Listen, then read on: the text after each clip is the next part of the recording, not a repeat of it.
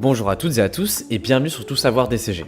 Tout d'abord, si tu veux aller plus loin, sache que des fiches de révision et des vidéos de correction d'annales sont disponibles dans la description. Allez, on attaque tout de suite le sujet du jour. Aujourd'hui, on va voir ensemble un chapitre essentiel du management qui est la stratégie d'une organisation. On va comprendre la stratégie, comprendre comment une entreprise choisit les objectifs à long terme, comment est-ce qu'elle se développe et comment elle garde une longueur d'avance sur ses concurrents.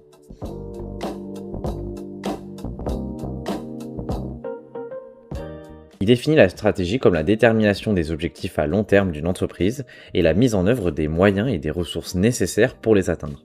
En clair, la stratégie, c'est le plan de route de l'entreprise pour atteindre son futur idéal.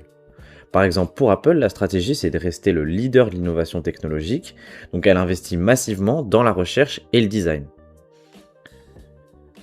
La stratégie a donc plusieurs rôles. Premièrement, c'est s'adapter à son environnement parce que le marché, il change sans arrêt. On voit par exemple récemment avec l'intelligence artificielle, les grosses entreprises comme Google ou même Meta n'ont pas le choix de développer leur propre intelligence artificielle pour faire face à leurs concurrents comme OpenAI. Ensuite, rester compétitif, que ce soit par les coûts ou par la différenciation. Ça suit le même exemple que je viens de vous donner. Et enfin, se développer, c'est-à-dire assurer la croissance à long terme. La stratégie, c'est très relié à l'avantage concurrentiel. L'avantage concurrentiel, c'est une notion fondamentale qu'il faut connaître sur le bout des doigts parce qu'elle est au centre du programme de management. L'avantage concurrentiel, il va être défini par Michael Porter. C'est l'un des concepts clés qu'il va développer. Il se définit comme un écart de compétences favorable à l'entreprise par rapport à ses concurrents qui lui permet d'occuper une meilleure position sur son marché. Donc c'est un avantage, un écart qui permet à l'entreprise de se différencier ou peu importe la façon d'être meilleur que son concurrent. Pour qu'un avantage concurrentiel soit solide, il doit être durable, identifiable et déterminable. Prenons par exemple Apple. Ses facteurs clés de succès, FCS, sont l'innovation et le design. Son avantage concurrentiel, c'est des produits haut de gamme et uniques. FedEx, son FCS, c'est la maîtrise de la logistique. Et son avantage concurrentiel, c'est la rapidité de la livraison.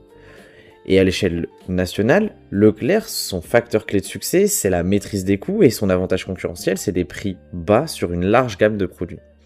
Ce qu'il faut retenir, c'est que ce sont les facteurs clés de succès qui construisent l'avantage concurrentiel et non l'inverse. La stratégie globale ou corporate strategy. La stratégie globale concerne toutes les organisations. Elle définit la nature des activités de l'entreprise, ses partenariats et son périmètre géographique. Entre autres mots, c'est la grande vision de l'entreprise. Quelle activité mener, où et avec qui.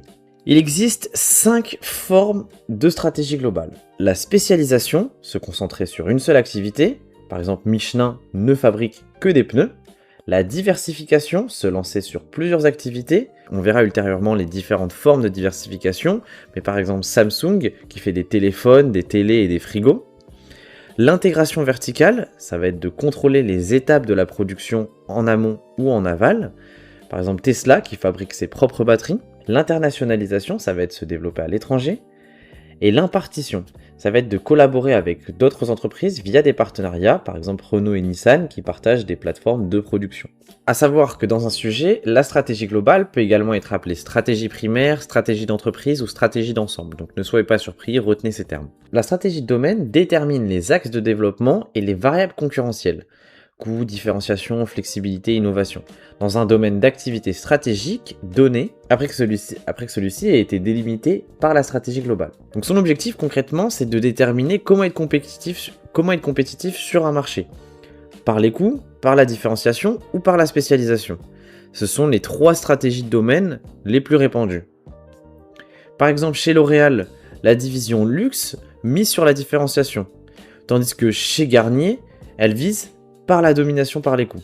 La stratégie de domaine, c'est donc la traduction concrète de la stratégie globale sur le terrain. Et mais alors comment est-ce qu'on fait pour réaliser une démarche stratégique ? La première étape, c'est le diagnostic stratégique. On va analyser l'environnement externe, les opportunités, les menaces, et les ressources internes, les forces, les faiblesses. C'est la fameuse méthode SWOT, qu'on verra plus tard et qu'il faudra absolument maîtriser. Le choix des axes stratégiques. L'entreprise choisit les axes de développement les plus cohérents avec le diagnostic. Et enfin, le déploiement opérationnel, on met en œuvre la stratégie à tout niveau. organisation, RH, finance, etc. En résumé, la démarche stratégique, c'est diagnostiquer, choisir et agir. Pour résumer, la stratégie, c'est ce qui permet à une entreprise de savoir où elle va, comment y aller et surtout comment rester meilleur que les autres. Merci d'avoir suivi cette vidéo. N'hésitez pas à regarder les fiches en description si vous êtes intéressé pour le programme de 2e année et de 3e année. Ça soutient grandement la chaîne et on se retrouve pour une prochaine vidéo.